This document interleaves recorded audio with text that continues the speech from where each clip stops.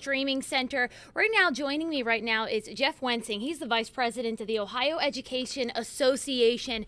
And we brought him here today because we want to talk about something that's really a hot topic right now, something we covered earlier this week. Ted Hart did a story on it, and that is school vouchers and the expansion that is slated to take place on February 1st. Thank you so much for joining us, Jeff. Welcome. Tell everybody a little bit about yourself, who you represent, and then we'll get into really where the OEA stands on this voucher program.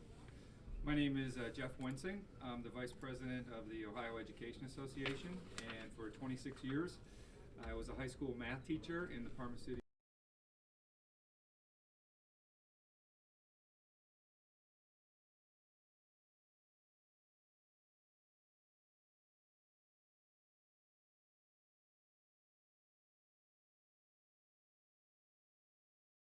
All right, so I'm jumping right into the questions here. What is the OEA's OEA's stance on this voucher program as it stands right now, and then going into the future, the possible expansion on February 1st?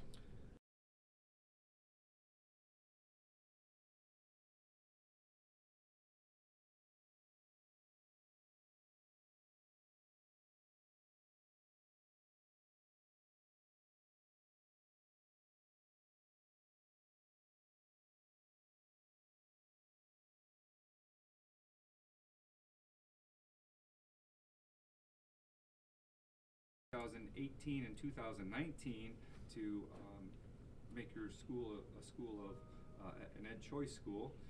So you may have received an F in a certain category in 2014, and then in 18 you got a D, then in 2019 all of a sudden you're an ed choice school even though you've shown tremendous progress. So I believe that's part of the problem, that if you have a system in 2014 that allows you to use that as a score to put you into an ed choice situation, that's not appropriate. And lastly, some of the students that have access to the ed choice voucher have never stepped foot into a public school. And I think that's a flaw as well.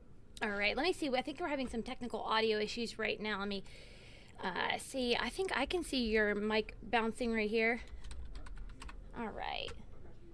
All right, so I think it's just low sound. If you wouldn't mind talking into your mic a little bit closer there, hopefully we can hear you now. All right, Jeff, so a lot of people, they, regardless of the report card grade, they want, opponents of your stance, they want to be able to make the choice for their child. What's your response to them, and how do you see that? Like, what's your stance on that? Well, we're for a system that doesn't make winners and losers. So currently, if you're choosing to use a voucher, you're taking away from the students in the public schools. So I believe that if you're kindergarten through 8th grade, you qualify for a voucher worth $4,650 per year, and high school 9 through 12 is $6,000. So right now, those funds are deducted from the local school district. So for example, in my former school district, the Parma City Schools, my current school district, last year 0 students had access to an ed choice voucher.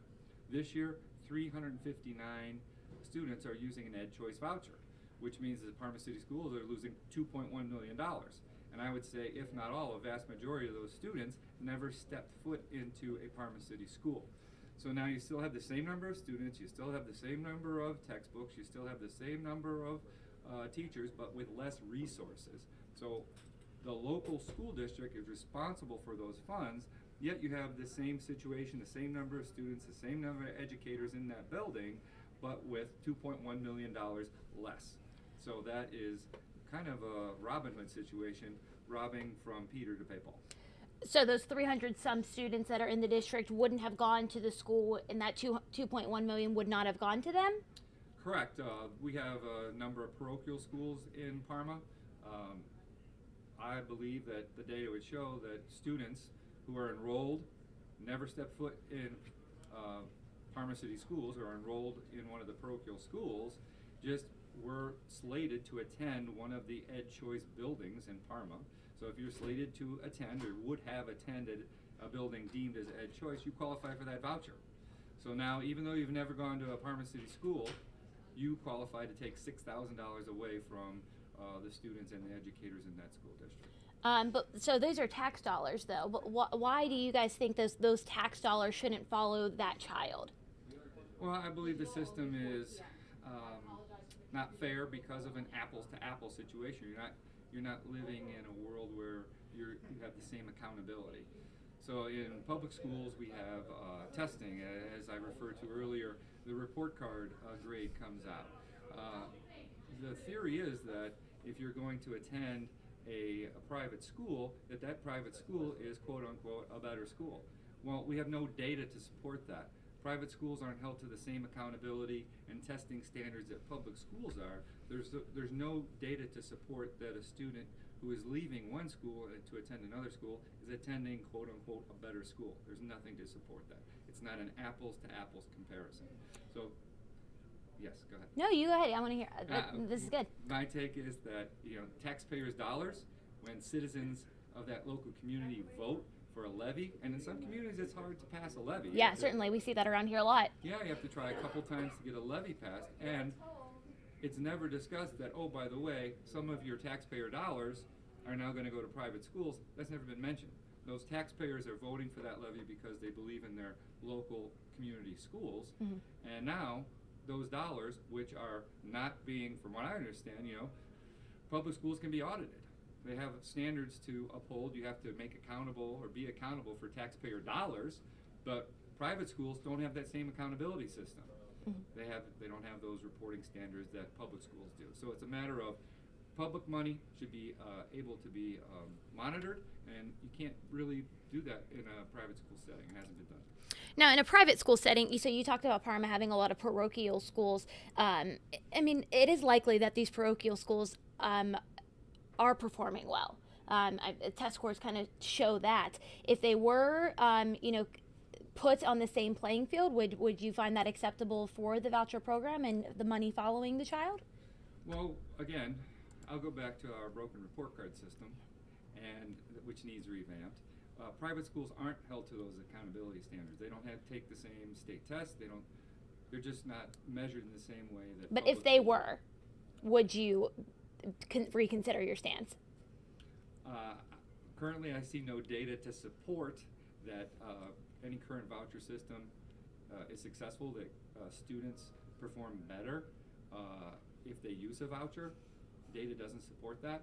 I have faith in local public schools, and I think the best place to send students are the local public schools. That's where the resources should go. What if your public school isn't a higher caliber school based off of I know you said the report card system is broken. However, there still are some truths in some of those measurements.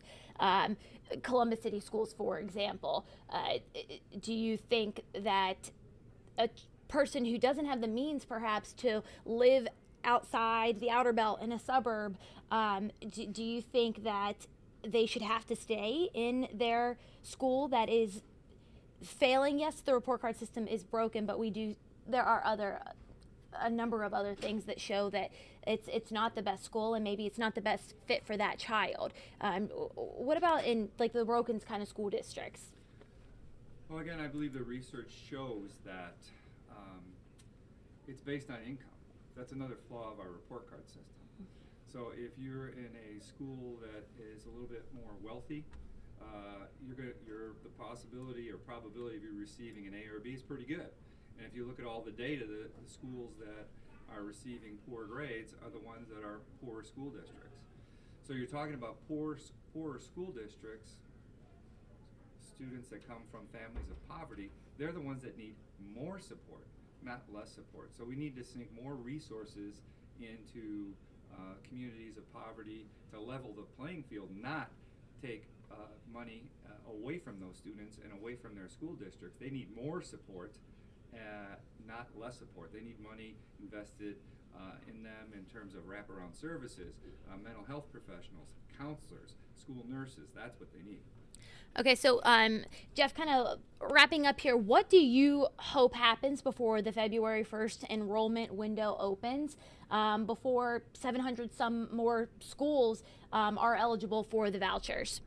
Right. Well, I believe that it needs to be fixed, and unfortunately, the legislators created this problem when they passed this legislation, and they have to fix it. I think it's well known that this is. That's why I'm here doing this interview. That this is a broken system. You have schools, school systems, local school districts that you would never thought would have been on that list that have very high performing schools. That if you, one year I know of one elementary school that was ranked the 4th highest elementary school with their scores out of the entire state with over 3,000 elementary schools, and they dropped one spot to 5th place, and they received a D on performance index, and now they're an ed choice school because they're ranked number 5 overall. This is a broken system. We don't believe in any expansion in any way of the voucher program is acceptable, and we need to have it reined in and rolled back. So if it doesn't happen, what do you anticipate happening to our schools here in Ohio? You know, we're going to proceed. We're going to prove. We're going to keep on proving what a great job that our educators and our students do in public schools, and we're going to keep lobbying our legislators to correct the problem. I imagine that the voters will also weigh in when it comes time to cast their vote. All right. Thank you so much, Jeff. Jeff, joining us here from the Ohio Education Association. I want to thank you so much for your time. We will have more coming up on NBC4 at 5 and 6 o'clock.